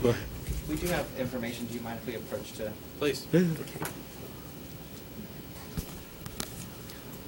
We're not banning Kona Ice, are we? Well, so, and I had notes and everything prepared. Actually, I had a script prepared to speak from this evening until I heard the great presentations from the first two speakers. And I think what we have is a misconception of the federal policy. Because if a food is Smart Snack compliant, which it sounds like the culinary program is, some of the other programs, Kona Ice exceeds Smart Snack standards. Try to say that 3 times real fast. So I just wanted to say that if it is compliant, then there is no limit on the fundraisers. I have the same USDA policy. You'll have duplicates because we put policy for the federal, state, and local level within your packets. That the policy, and I'm going to read from it real quick, it's USDA policy 23/2014. It states, my state has specific number of fundraisers that can be exempt from the Smart Snack requirements. Do I have to allow that number of fundraisers to occur in my school? So it's the state established level is the maximum number of exempt fundraisers during which foods that do not meet Smart Snack standards may be sold to students. So then it goes on to talk about the agencies and compliance. Then number 6 states, does the limit apply to all fundraisers in my school? To which it states, a fundraiser limitation established by the state applies only to exempt fundraisers during which foods that do not meet the regulatory requirements may be sold to students on the school's campus during the day. There are no restrictions on the number of fundraisers that include the sale of food items that meet the Smart Snacks standards, as well as the sale of non-food items. Jody. Yes. Tell us why you're here. So I'm here for the same reason. We want to persuade the board to go ahead and allow foods that are Smart Snack compliant to be sold to our schools, to our students during the school day. During the school day, because you Yes. guys are like at all the football games and the yes. weekend events and all that kind of stuff, right? Right. Yeah. So, and before I But found out, when would you be there during the regular day? well, During non-instructional periods, such as recess, excess time at lunch. Oh, wow. Yeah. I didn't know that. right, and we've That's been how it used to be? right, and I'll tell you, we've been doing Kona days at a large number of the schools. About 8 schools now that we provide sales during the day, mostly during recess. The majority of them is elementary schools, so we have designated recess periods that we've been selling. And our in-school, for this year alone, our in-school sales has totaled about $6,400. Given back to the schools. Yes, that's given. That's not what That's not what we're taking. That's what we give to the schools. And what we've made outside of the schools, or what the schools have made outside of the school day sales, is about $2,300. So a significant higher amount goes back to the schools, and what it's funding is the most important part. The majority of the funds raised during our school day sales is going towards their PBIS programs. So the schools are using this to fund their award store. We have Student of the Month boards. The students get a free cup And, that kid comes up, and the student of the month comes up, and we ring our little cowbells and say, great job, keep up the good work. And you'll see a comment. We've also provided teacher, PI coordinator, principal comments stating what an impact the program has on their kids. And it's not just Kona. I'm passionate about it, one, because it's my livelihood, but more importantly, my daughter goes to St. Cloud Elementary School, and so she's impacted. My friends, my family grew up here, and we're all impacted in our students, and that, to the end of the day, is what becomes most important. So that's why I also wanted to speak on, through conversations that I had with my my partners in education, the principals, the guidance counselors, and so forth that I spoke with, as far as that wider brushstroke, that not for the exemptions that are allowable by state statute that went away. That process, it seems to have happened kind of in a vacuum, because it was just all of a sudden, there's evidence, 3 people presenting on the same evening, unrelated. And just if there was a way to revisit that so that it would allow for that community and partner involvement and parent involvement, school level involvement as well. Very good. Thank you. Mr. Whiteside. First of all, love your business cards. These are cool. I really do. I would think one of the things, I said it earlier in my comments, we always have to find that balance between what we believe is being handed to us, whether it be through federal or state guidelines, and then what it is that we put in place through school board policy. I would think that one solution here, Dr. Pace, would be that we just seek direct guidance from USDA around our rule, our interpretation, understanding, and implementation of the rule, and find out first and foremost whether we feel like we are perfectly in line with USDA guidance around this, or if there's an opportunity for us to revisit and amend. And I think everybody here that's speaking on this should know, I can't speak for the board, but I would think that every board member feel the same way. We know that when we put these type of things in place, there could be at times unintended consequences, and these sometimes are the situations where we go, well, we don't know what else to do. We're being told that we have to implement this.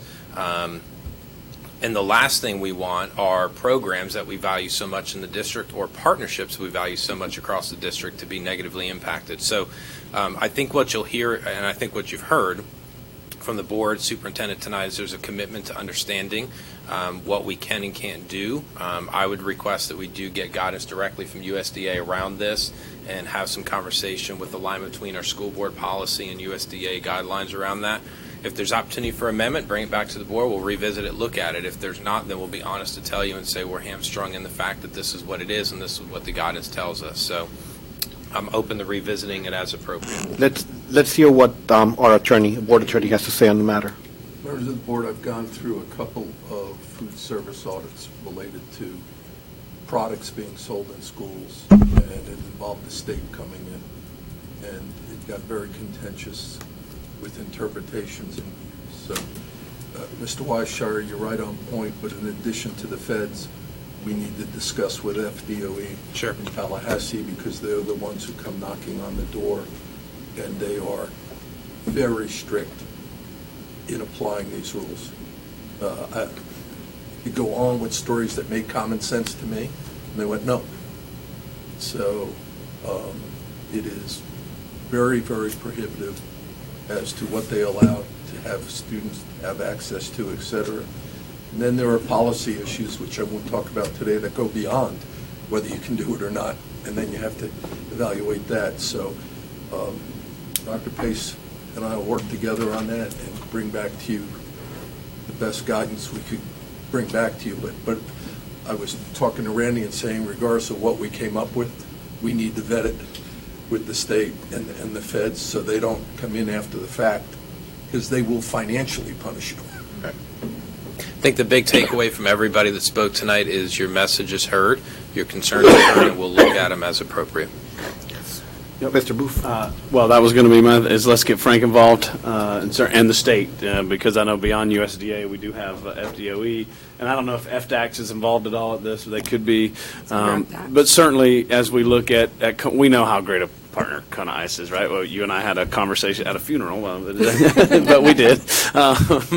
And we know, how much we care about our culinary programs, about our JR OTC. We know, I mean, look, I can go into our Harmony FFA program and the stuff that they sell and try to market. And we've had this argument and discussion, I think, even before Dr. Pace was here about, having pizza parties and giving out candy as PBIS and all these kind of things. Like, some things we just don't talk about. But we do want to make sure on these bigger things, we don't want you in trouble. And we don't want the district in trouble, and certainly we don't want our culinary programs to be gone. So let us, like I said, seek guidance with our attorney, Mr. Boyd, I think, who is still here. We'll revisit the policy. I think I think we've got very clear direction. And again, thank you all for coming, because if it takes you coming here to speak about these things so that to spur some action along. So thank you very much for doing that. Thank you. Thank you very much. Time to hear us. Thank you. Can I make one more comment before we? Ask the chairman. I'm not. Once again, my name is Maria Garcia, and I work at Highlands, and I'm also the business partner coordinator. And we did bring aboard Kona Ice before my principal, before I actually brought him aboard to Highlands. I consulted with Patricia Cummins, my principal. I explained to her what they were offering. I let them know that it's not, we understand that no one wants to lose their funding for breakfast or lunch. That is very clear. And that's why I consulted with my principal. She in turn spoke with Matthew Tuckman and with Felicia Lewis, and that's how we got approved to have them started. And then I don't know what happened, something changed. But we do not sell anytime during before. Kids have to have their breakfast and kids have to have their lunch. And I do vouch it is done at recess only. And the kids are extremely happy to be able to. And yes, they do give Kona Ice, the free Kona Ice cups, which the principal announces through the whole PA system. And it's a big deal to keep Kona kindness. I want Kona Ice there. Okay, I'm going to tell you as a school board member, I want Kona Ice at recess. I want Kona Ice at the football games. But board I'm meetings. Going to tell we have to follow board meetings. Yes, but I'm going to tell you again. As a board member, and as a duty to the taxpayers of this county, I think it's wise for us to seek our attorney's opinion, Mr. Boyd's opinion, and we'll go from there. I'll say this to the benefit of everyone here and to the direction of the district, that I hope that you would advocate, not just seek permission, but advocate, give them the reasons to get this approved. Do your best efforts, and that's all we can promise to do. In the end, we may succeed or we may not, but just know that that's the approach that I would prefer. Okay, that we would prefer. Speaking for the rest of us. And with that, we are done with the public comments. Thank you all for sharing and for bringing this information to us. The next item of the agenda is consent agenda. No, agenda modification. Agenda modification. And there is one. State on the record. Okay, I would like to add, Mr. Chairman, under new business, the Harmony teacher agricultural, Harmony ag teacher position for discussion. Ag teacher. Okay. Anyone else? I'll move for Chairman Soto, Ma'am. if I may, please. In addition to pulling item 3.05, I need to pull item 13.01. Dr. Balgaman is still doing some additional research to assess school readiness with another American classical charter, as well as 15.01, the alternative impact fee calculation. I believe, Mr. Kruppenbacher, you can confirm that the attorney for the petitioner has asked for some additional time. Very well. So, board, we have modifications to, under new business, discuss the Harmony ag teacher position, to pull item 13.01 and to pull item 15.1. I'll make a motion. 0.02, I think, right? Yeah. Correct. Oh, I want to make a motion to approve with those amendments, but I also would like to have some discussion. all right. So We have a motion to approve a discussion by Mr. Booth. Do I get a second? Second. Second by Mr. Thacker. Board, all those in favor? Oh, discussion. I just wanted to say this. I know this is the second time we've pulled this impact fee notice, and I just want to go on the record to say to anybody who comes forward, 0-bedroom, affordable housing unit, whatever it is, I can tell you on the record, I'm not going to be for giving you a zero impact fee. Okay, the school district needs the state does not fund the building of schools. We have to do that ourselves, and that's what impact fees do. So I know we want to continue, and Frank, I know we're going through some legal stuff and all that. I'm not arguing that we're pulling this. I just want whoever comes forward, any developer that's renovating an old hotel, a developer that wants to build a 0-bedroom apartments next to the hospital in Kissimmee. I don't care. As long as I'm here, I'm not going to advocate for zero impact fee for anyone. So just so you know where I stand, I'm for the impact fees. So I just want you to know. All right. Any other, well, that was, let me go through this really quickly. Dr. Pace. That's it. Oh, no? Sorry. Mr. Kuppenbacher. Yeah, if I could, members of the board, just speak to this impact fee issue, because it's the second meeting in a row where we pulled some impact fees. You have two items that are circulating out there right now that we're dealing with. One is called backlot apartments. Backlot apartments represented that they were renovating their hotel rooms, and after their third building that the county permitted, what was found out was no, they were turning them into apartments, and they stopped the last two buildings. They proposed a way to try and resolve it and make sure we were paid our $2 million plus by July. The county was all right with it. I took the position the only way we would do that is if the bank gave us a letter saying that if all of this happened, the bank would pay us directly. That money would never reach anybody's hands but the county's and ours. We got about a week ago, that's why that was not put on the agenda, what I consider to be a letter from the lender that I could not represent to you, Dr. Pace. We could rely on at all because it was qualified to and subject to credit approval of backlot and this and that. So they've asked if I'd have a discussion with them and the lender. My answer is yes, but I'm going to tell you right now, I will not legally recommend to you any agreement with them unless there is a guaranteed payment to us, and there's no way that payment can't be made. So that's what's going on with backlot right now, both the county and us dealing with it. That segues to what was pulled tonight. I can tell you right now that we recommended to Dr. Pace, and she supported it. If you remember this whole concept of 0-bedroom and no students, and we rejected adopting the county's proposal on that. It actually was a county staffer's proposal. The commission never recommended it to us because there was no data from Osceola County. Backlot has generated data showing a 0-bedroom produces kids. So our consultants right now have concluded that based upon that data, a 0-bedroom would fall into a townhome category. And so our position right now is you got to pay townhome fees if you want to do this, based upon the data the consultants analyzed. We've been asked for a lot of information from the developer's attorney, and we'll keep you both posted. But I wanted to thank you for the time, just so you know what we're dealing with and why this was postponed again. But we are adamant, and Dr. Pace is adamant, that impact fees are going to be paid where students are going to be generated. Thank you, Mr. Frank. Frank, I want to take Mr. Whiteside, then it'll be you. Yep, that's fine.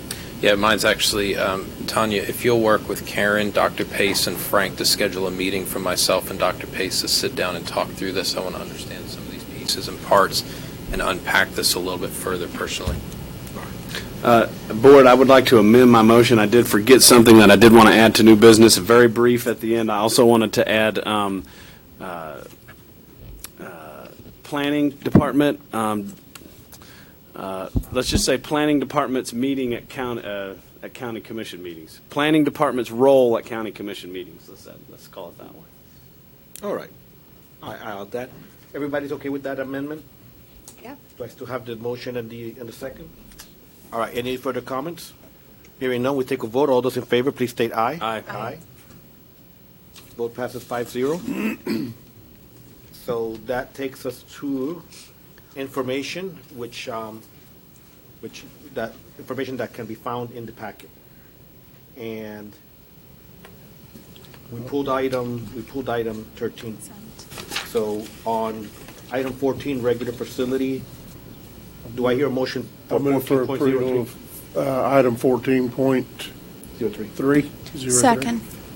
So we hear a motion to approve by Mr. Thacker, item 14.03 on the regular facilities, a second by Ms. Castillo. Board, is there any discussion on any of these? Hearing none, we'll take a vote. All those in favor, please state aye. Aye. Aye. Heard 5, the vote passes 5-0. The next item has been pulled, 15.01. I see no other items that require a board action. We're down to 1502. attorney comments. 1502. Actually, the board's part. Members of the board, we from time to time run into entities that attempt to sell products representing their working with these.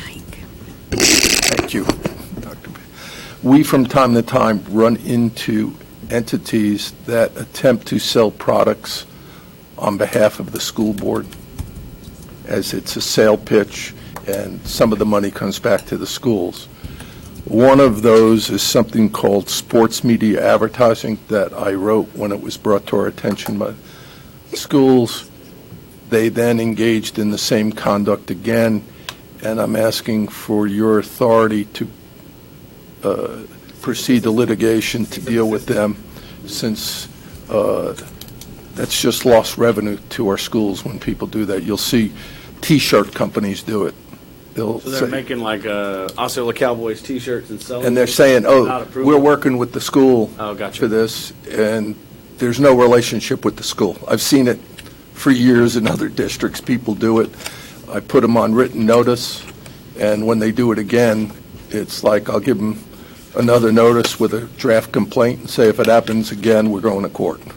But if I have to, I'd like your permission to go. That sounds like a necessary step. I just have a quick question. Yes. So they're actually stating that they're making these products or selling these products, they're in partnership with the school, and a portion of the revenue is being donated back to the school, when in fact that isn't happening. Those are the reports we get back. Okay. All For right. me, it's simple. If somebody's misrepresenting the fact that it's a partnership and they're allocating resources back to the school, and there's not truly a partnership or anything like that, then obviously I agree with you. If it's purely just that a business partner truly does have a relationship and there's any misunderstanding, obviously I'm We not work, in favor of that. exactly. The only other variation you'll know that I go after is where somebody violates our trademark rights and they're printing a Kissimmee Cowboy shirt, and we actually have the common law rights to that. And I always try and contact them and say, you can't do this. If you want to do it, sit down and see if you can work out an agreement. But if you continue to do it, we're not going to let it happen without a fight. Do you need a vote? Or just- Unless you all have a disagreement, I will interpret your position as we're authorized to protect the district. Thank you. Carry on. Robert's rules. Superintendent's update. Yes, sir. Just a couple of reminders. We have our State of Education on February the 4th. That is the same day as our next board meeting, but it will be in the morning. Long day. Super excited to have it at Reunion. The Community Relations team has been working very hard. Attendance appears like it's going to be very strong, even though we've changed it to a new site, and we're super excited about that event. Also, you were provided tonight confidentially as attorney-client privilege a draft of the redistricting proposal for the Canoe Creek School as well as St. Cloud Elementary School, Michigan Avenue, Hickory Tree, Harmony Community. That is simply for your information. We will be taking this information out to our redistricting committees, and of course, they will follow up and provide input and feedback before we bring it back to the board. I would ask that you keep that confidential, but again, it's strictly for your review, and if you have individual questions, please contact Rhonda or me individually. Remember, this is not something that you should talk about as a board because you'll be taking action on it. And finally, tonight, we are scheduled to have executive session. Mr. Hensley and Sarah are going to review with you some proposals for potential plan design changes that would go back then to the bargaining committee, but I wanted you to see them first.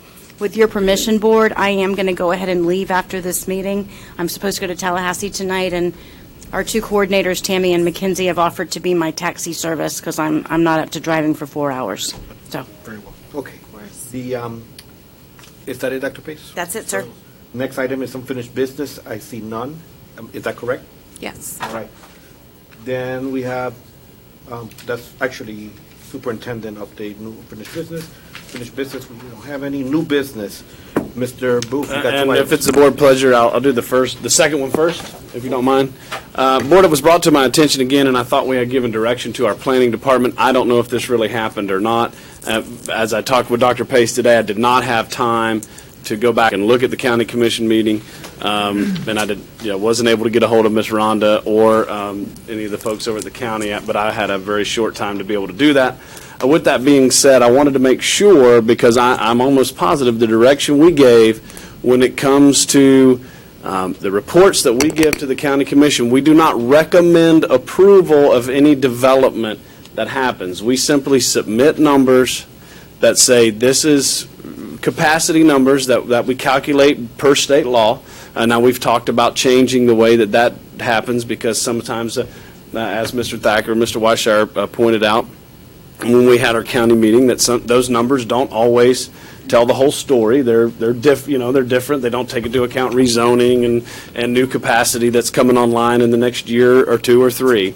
They don't take into account charter schools and all those things. So they don't give a clear picture. It's funny that the gentleman that reached out said numbers don't lie, and I said, well, they most certainly do a lot of times. So it's one of those things that just happens. But what came from this call from this gentleman was that somebody from representing the school board is going to county commissions and saying that they recommend approval of a development, and I wanted to make sure that that's not the language that they're taking, and it's my understanding that we wanted to make sure that wasn't 2 or 3 years ago we made this change to say that wasn't what we were going to say.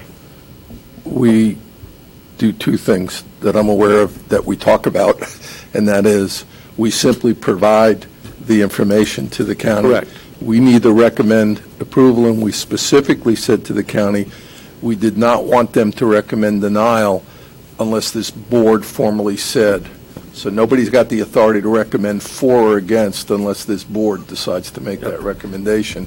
So I'd really be surprised if they're not misinterpreting somebody saying. I think they might be. I just wanted to go on the record to make sure. And I think it was pretty clear maybe at our meeting I may have been kind of the dissenting voice on that. I do want the county using those numbers to paint an entire picture of the development and whether it's school infrastructure, road infrastructure. I do want them using our numbers if they need to deny a project in the future. But what I really don't want, and I want to make sure, and I guess what I'm asking Dr. Pace is for you to take some time to find out, is somebody that goes on our behalf, speaks for us, stands up at a county commission meeting and says, Board of Commissioners, the school district or the school board of Osceola County recommends the approval of such and such development. If they're doing that, how about another cease and desist letter?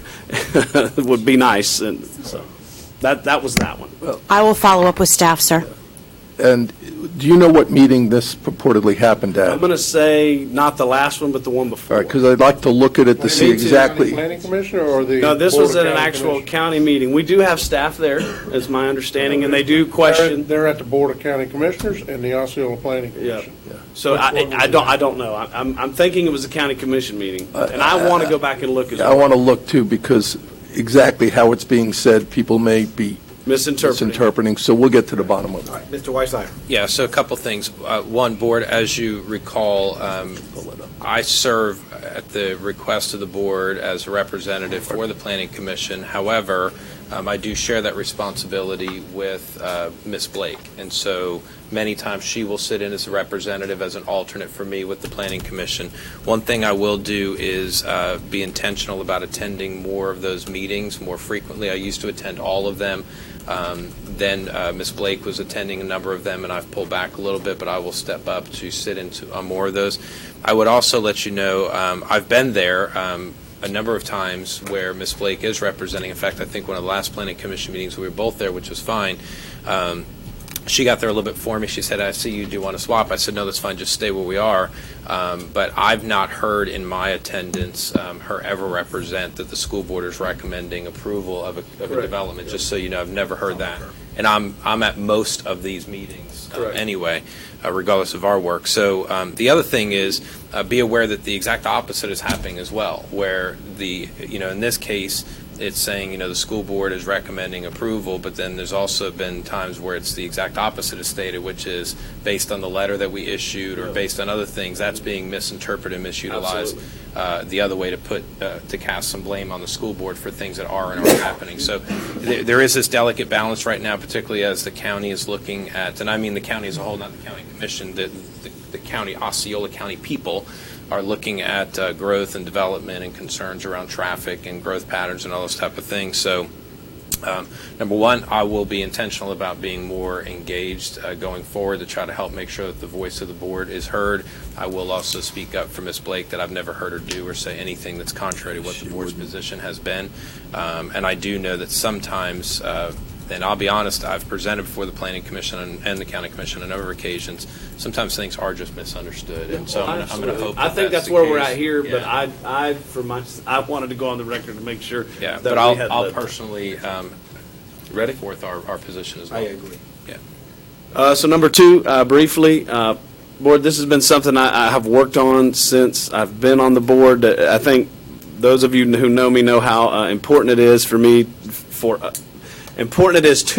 us to have at least one vibrant and healthy agricultural program here in Osceola County. We've had that at Harmony. We have struggled the last 2.5 years finding someone to take that position. I don't think we're in this boat alone. I think there are many ag programs that are struggling around the state and maybe across the nation to find young people who not just choose education, but choose ag education. And for those of you, who don't know, it's not just a CTE position. It's a position that carries sometimes care for animals, as we do have at Harmony, and also an FFA program, the Future Farmers of America program, that does a lot of things over the summertime with students.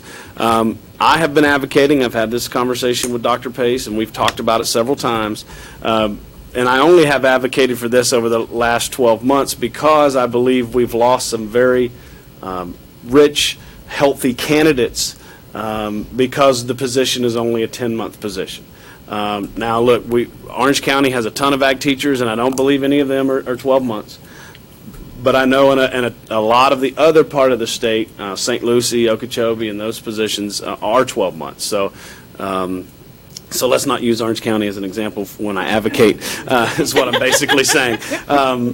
But, Board, I'm advocating to you, and I'd ask if we could take some action and hear from Dr. Pace.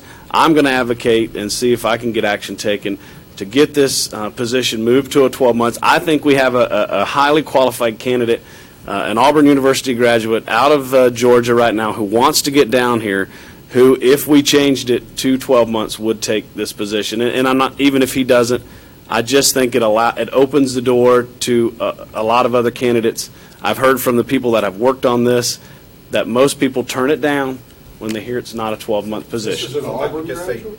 I just wanted to bring it. So, Mr. Booth, so basically is that, we need this in order to keep this program going. I think so. Let me just give you a brief history. We had an excellent teacher. Brianna Schwartzfeger was her name. She got pregnant. Her husband was an ag teacher in Orange County. She was a fantastic teacher. She came in and took over a program in turmoil. Some of you remember what happened to the previous one, and did a fantastic job. She got pregnant. She wanted to move back closer to her family, and so she left the district at the end of the year. So she finished the year. I don't think she left mid-year. She did not. and I've always tried to be a part of it. We reached out. We found a young woman from Orange County that ultimately did not work out. I myself, and Miss Tanya probably remember, sat on the phone and called every agriculture university in the southeast. I found one willing and wanting to come down here from Arkansas State. That didn't work out. Now we've had a sub in that position, I think, for the last 2 or 3 months. I believe, Dr. Pace, agree or disagree, but I believe that if we are able, and I'm not talking about 10 positions, I'm talking about one position at one school.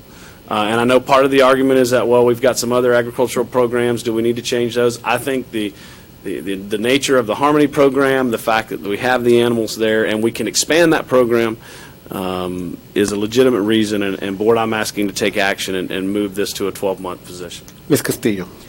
Just a few questions, because I'm unfamiliar with the facts, so if you can help me out.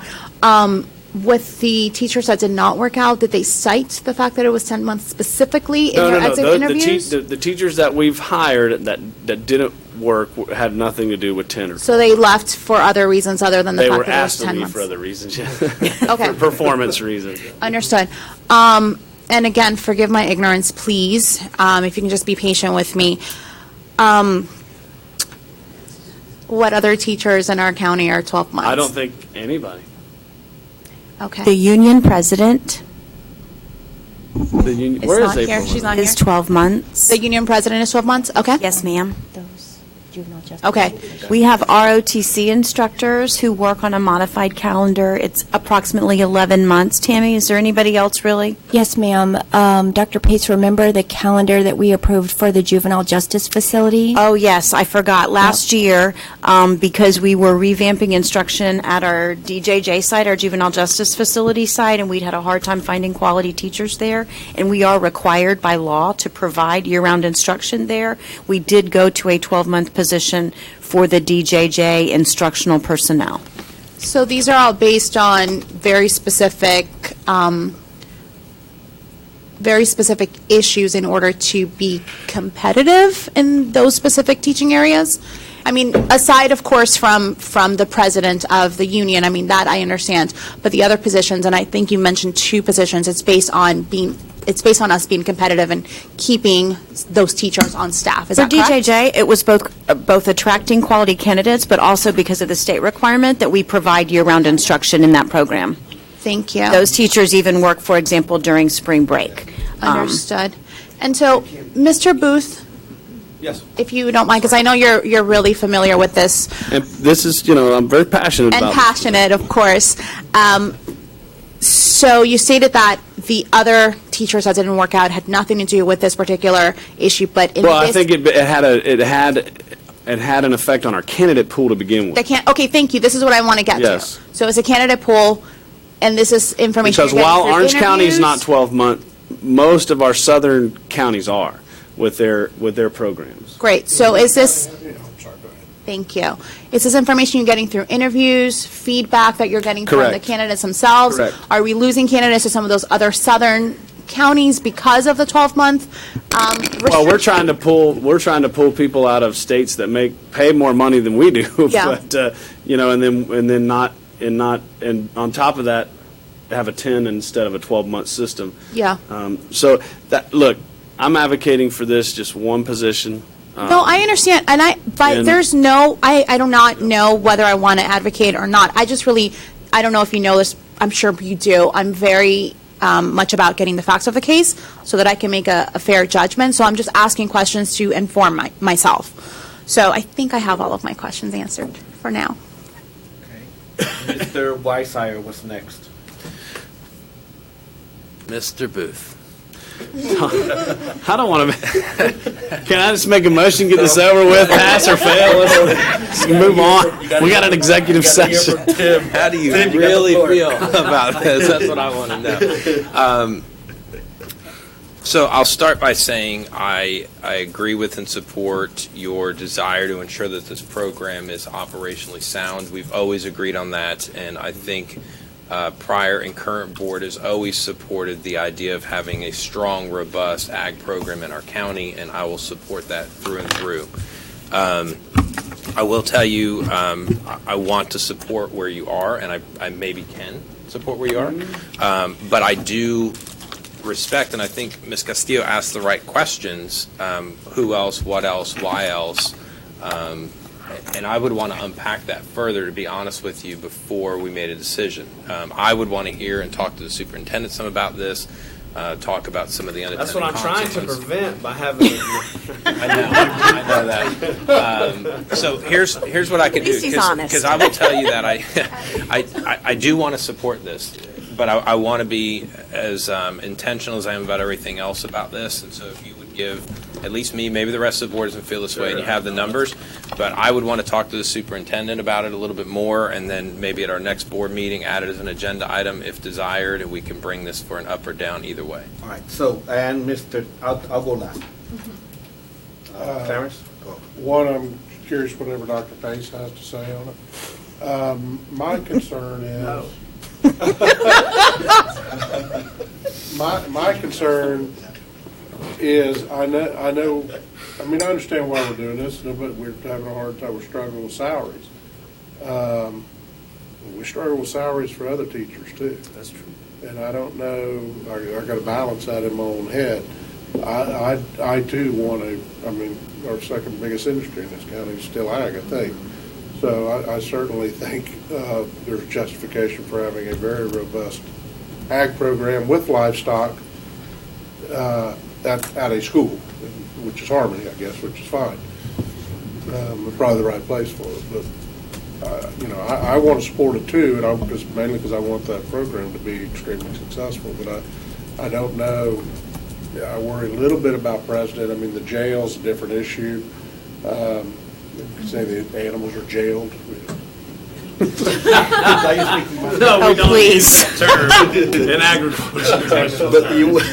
Just trying to find a connection. Look, how about But this? listen, can I go ahead and just let me just bring it all home really quick. I think that the board, I think everyone here, just wants to know more about it. Here's what I stand for the benefit of the district and the rest of the board member, and how I would, what position I would take. Number one, Mr. Thacker at the very end said what I was thinking all along, and that's where I'm going to go. So, you know what? I'd like for Osceola County to have a great ag program, the best that we can provide within the resources that we have. It's plain and simple. If we have an opportunity right now by making a change to, one, improve the program by making it 12 months, number two, be able to recruit the kind of candidates that we like to provide to our community, I think that's reason enough. I think that's justification enough. We have to be able to make exceptions when we want exceptional results. We really do.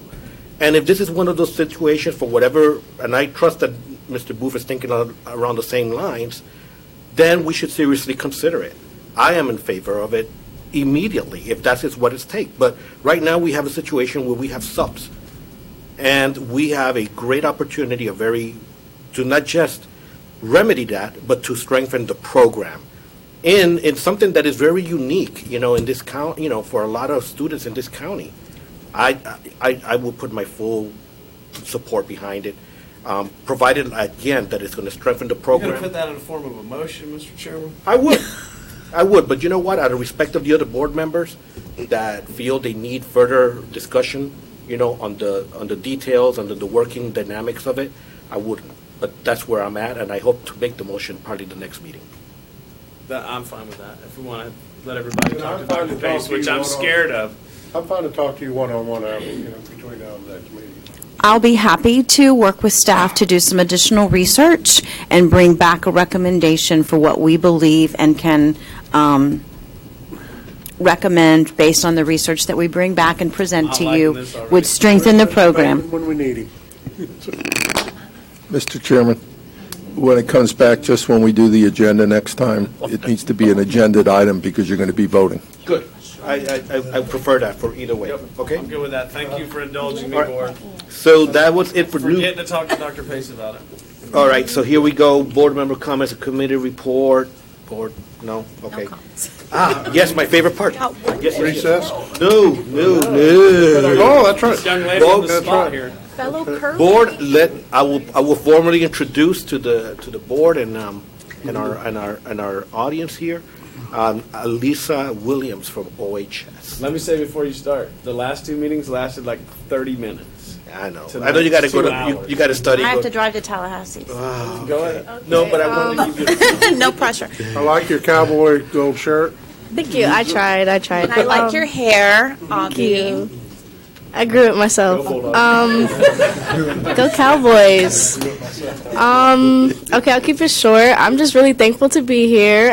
I'm really enjoying this meeting, although it is very long. I've actually learned a lot. I've been an Osceola County kid since kindergarten. I started off in Mill Creek, Denjon, the old Denjon, and now I'm a Cowboy.